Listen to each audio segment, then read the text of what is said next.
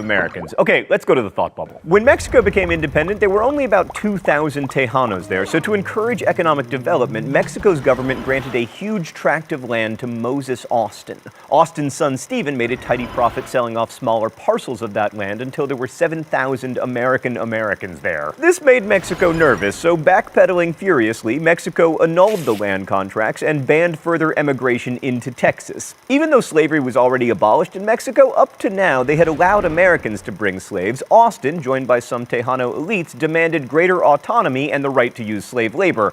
Thinking the better of it, Mexican General Antonio Lopez de Santa Anna decided to assert control over the rest of territory with an army, turning the elite's demands for autonomy into a full-scale revolt for independence. On March 13, 1836, Santa Anna defeated the American defenders of the Alamo, killing 187, or 188, sources differ, Americans, including Davy Crockett. The Texas rebels would remember the Alamo and come back to defeat Santa Anna at the Battle of San Jacinto, and Mexico was forced to recognize Texas's independence. So Texas became the Lone Star Republic and quickly decided that it would be much better to be a less lonely star and join the United States. So in 1837, Texas's Congress called for union, but all they heard back was, "Not so fast, Texas."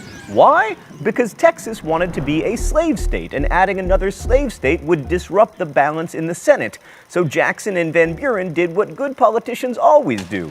They ignored Texas. And then, after Martin Van Buren wrote a letter denouncing any plan to annex Texas on the grounds that it would probably provoke a war, Democratic Convention Southerners threw their support behind slave-holding Andrew Jackson pal, James K. Polk. Polk just managed to get a presidential victory over perennial almost President Henry Clay, and seeing the writing on the wall, Congress annexed Texas in March of 1845, days before Polk took office. Congress then forged an agreement with Britain to divide Oregon at the 49th parallel, which restored the slave state-free state balance in the Senate. Thanks, Thought Bubble. Hey Stan, can I get the foreshadowing filter? I wonder if we're going to be able to keep that slave state-free state balance forever. The land-hungry James K. Polk